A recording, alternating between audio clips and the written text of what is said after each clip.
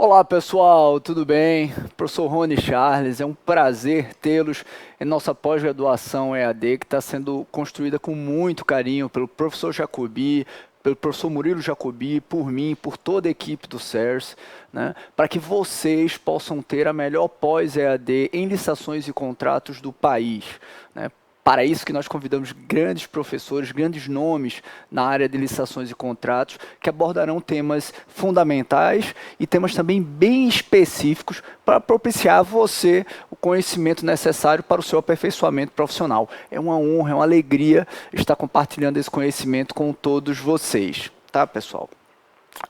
O nosso tema de aula será regime jurídico constitucional das licitações, né? Para quem não me conhece, eu sou o professor Rony Charles, advogado da União, né, doutorando, mestre em Direito Econômico, com algumas pós-graduações e autor de alguns livros na área de licitações públicas e contratos e Direito Administrativo. Eu destacaria o Leis de Licitações Públicas Comentadas na 10ª edição e o Licitações e Contratos para as Estatais, que trata sobre o novo regime da Lei 13.303 de 2016. Também sou coordenador, junto com o professor Jacobi Fernandes e o professor Murilo Jacobi, da pós-graduação em licitações e contratos do CERS presencial, que ocorre em Recife, na cidade também de Fortaleza. Pois bem, meus queridos, nós vamos, nesse nosso tema, né, regime jurídico constitucional das licitações, esse nosso tema, nós vamos abordar parte dos dispositivos constitucionais que tratam sobre licitações e contratos. É óbvio que não apenas esse dispositivo, nós trataremos apenas de 2 dispositivos constitucionais, e não apenas esses dispositivos em nossa Constituição têm alguma referência ou incidência no regime jurídico licitatório e contratual. Basicamente, nós vamos tratar do artigo 37 e do artigo 21, né? Notadamente, o artigo 21 no inciso 27 e o artigo 37 no inciso 21. Mas, obviamente, diversos outros dispositivos da nossa Constituição acabam incidindo no regime jurídico licitatório e contratual.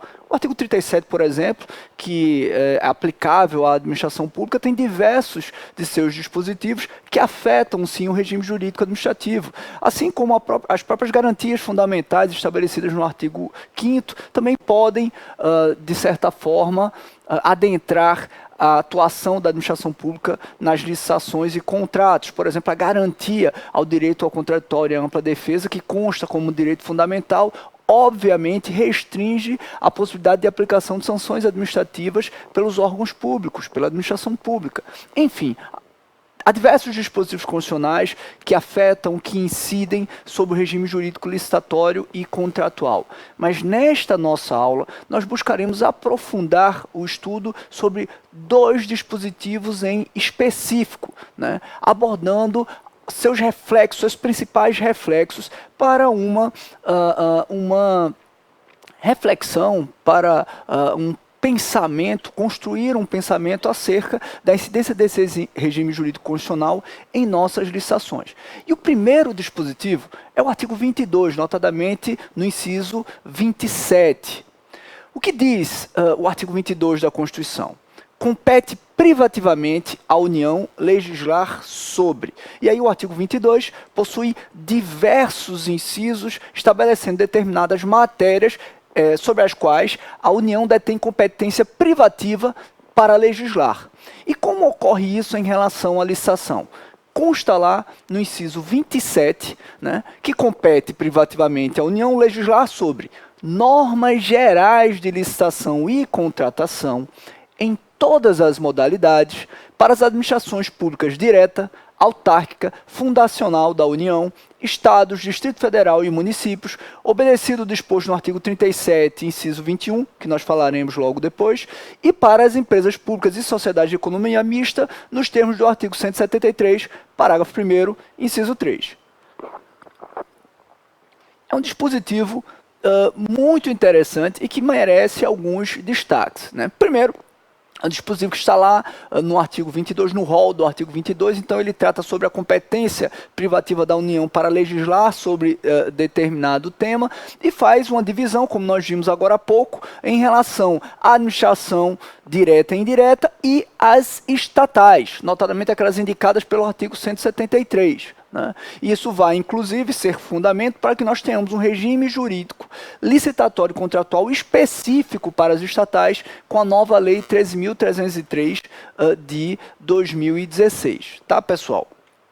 Pois bem, então o que nós vamos falar agora, ao tratar sobre o artigo 22, é sobre competência legislativa em relação às licitações públicas, né? Em relação às licitações públicas. E aqui eu gostaria de destacar alguns pontos, né? Primeiramente, é importante especificar que nós estamos falando da competência legislativa em seu aspecto material. Tá, em seu aspecto material. Ora, nós temos então uma competência legislativa para regras gerais pela União. Vejam que o dispositivo ele deixa claramente, ele restringe claramente a competência privativa da União para a legislação sobre normas gerais de licitação e contratação. Tá? Então, o primeiro aspecto é lembrar que a União detém competência privativa para legislar sobre normas gerais de licitação, o que permite, então, que os outros entes federativos, estados, municípios, o Distrito Federal, possam também legislar sobre licitações. Eles não podem legislar sobre normas gerais de licitação, porque a Constituição estabeleceu competência privativa para a União. Mas em relação às regras específicas de licitação, materialmente específicas de licitação, estados, municípios, Distrito Federal têm também competência para legislar sobre licitações. Isso já ocorre. O Estado de São Paulo tem legislação própria sobre licitação, com algumas regras específicas diferentes da Lei Geral de Licitações, da Lei 8.666. Nós temos, por exemplo, a Lei Baiana de Licitações e Contratos, também com regras específicas diferentes daquelas estabelecidas pela Lei 8.666. Por exemplo, no estado da Bahia, a Lei de Licitações Baiana permite que a concorrência tenha fases invertidas. Uma sequência procedimental parecida, semelhante à do pregão, em que primeiro eu disputo os preços e depois eu analiso a habilitação. Vejam, uma sequência diferente da prevista para a concorrência na Lei 8.666, em que necessariamente eu tenho a habilitação e apenas a disputa de preço por aqueles habilitados. Lá no estado da Bahia, a lei baiana entendeu que era possível essa inversão de fases por se tratar de uma regra materialmente específica, né? Algo que eu concordo. Para mim, essa lógica, essa sequência procedimental é uma regra materialmente específica. E há 3 pontos que eu gostaria de destacar com vocês em relação a esse primeiro tópico, né, esse primeiro tópico da competência legislativa.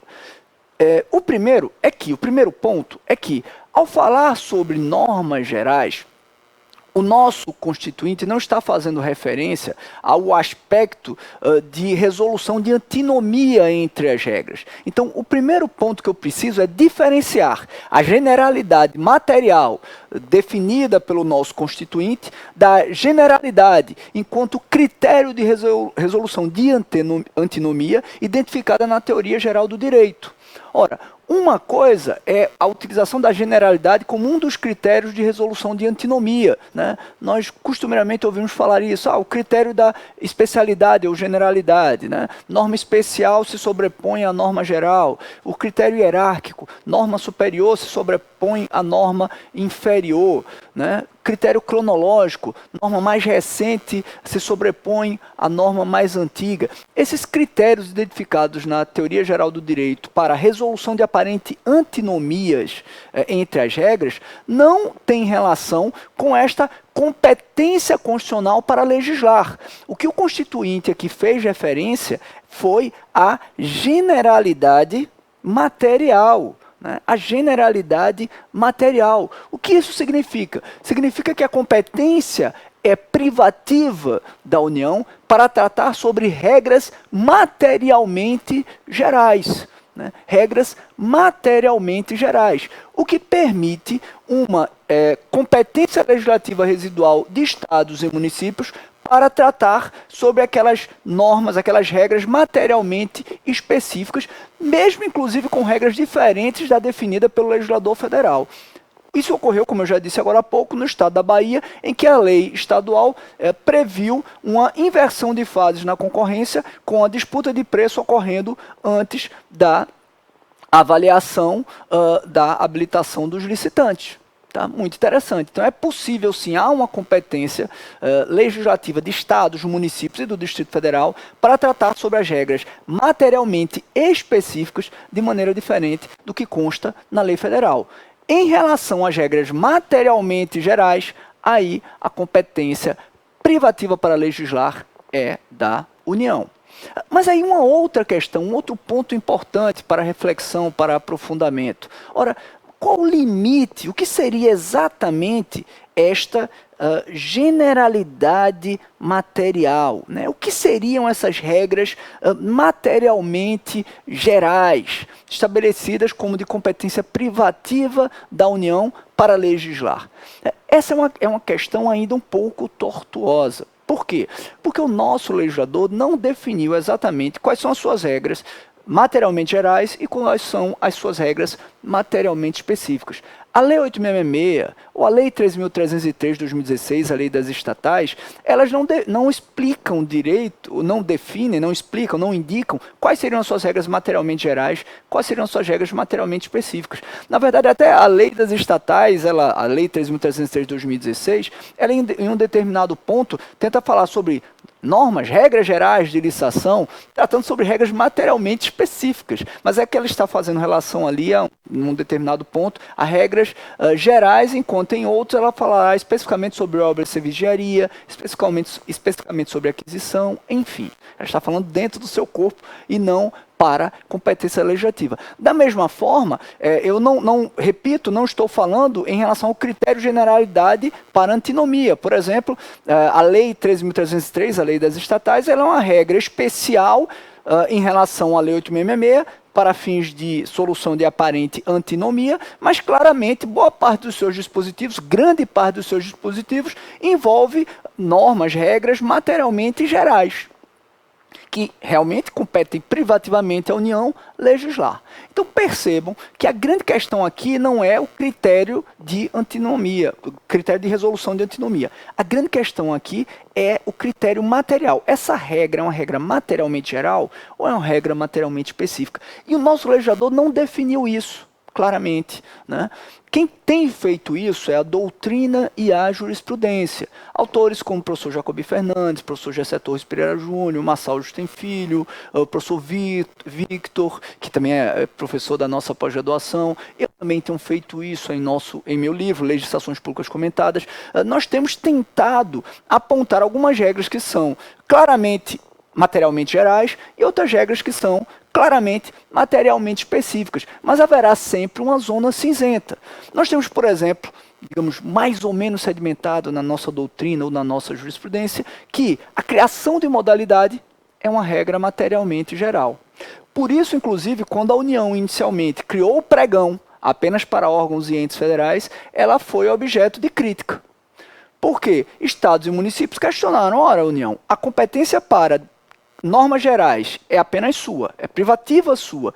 Como você pode criar uma modalidade, que é uma regra materialmente geral, que é uma norma materialmente geral, como você pode criar uma nova modalidade apenas para você? Então, esse é um ponto muito interessante. Modalidade e regra materialmente geral. Tipo de licitação, critério de licitação, norma materialmente geral, né? Os critérios de habilitação, as exceções à obrigatoriedade de licitar, são tidas como regras materialmente gerais, de forma que elas devem ser definidas pela legislação federal. Estados, municípios e Distrito Federal não poderiam, através de suas leis próprias, tratar de forma diferente aquilo que foi criado, né? Aquilo que foi criado pela legislação federal, a não ser em relação ao conteúdo materialmente específico. Então ela não pode criar uma nova modalidade. A lei estadual não pode criar uma nova modalidade, mas ela pode inverter o procedimento da concorrência que foi criada. Por quê? A sequência procedimental não é tida como uma regra materialmente geral, mas uma regra materialmente específica. Então, é muito importante definir o que é uma regra materialmente geral sobre licitações e contratos e o que é uma regra materialmente específica em relação a licitações e contratos, para definir quem detém competência para legislar sobre.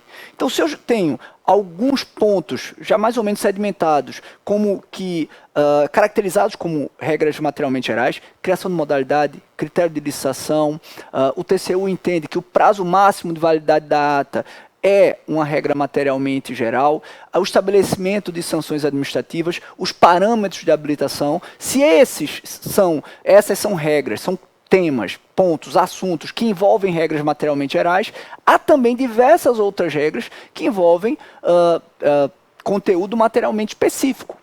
Por exemplo, prazo recursal, sequência procedimental, competência para a tomada de decisão, são regras materialmente específicas que podem ter, numa legislação estadual ou municipal ou do Distrito Federal, inovação não prevista na lei federal, que, repito, tem competência privativa para legislar apenas sobre as regras materialmente gerais.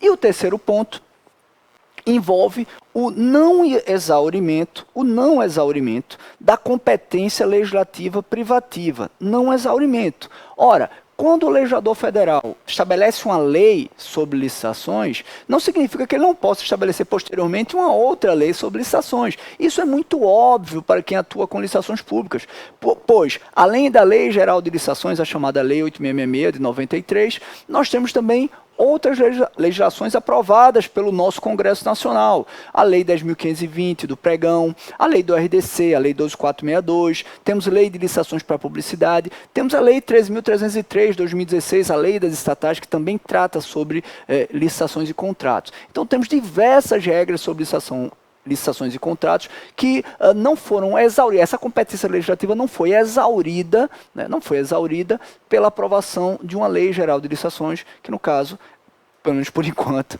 é a Lei 8666 de 93, tá, pessoal? Mas aí nós vamos finalizar esse bloco para entrar num próximo bloco, tratando então sobre algumas questões relacionadas a essa competência legislativa do Congresso Nacional, da Lei Federal para tratar sobre licitações públicas e o nosso atual regime jurídico licitatório da 8666 e todas as outras leis que eu já falei aqui para vocês, tá bom? Rápido intervalo e já já a gente volta com a segunda parte dessa nossa aula.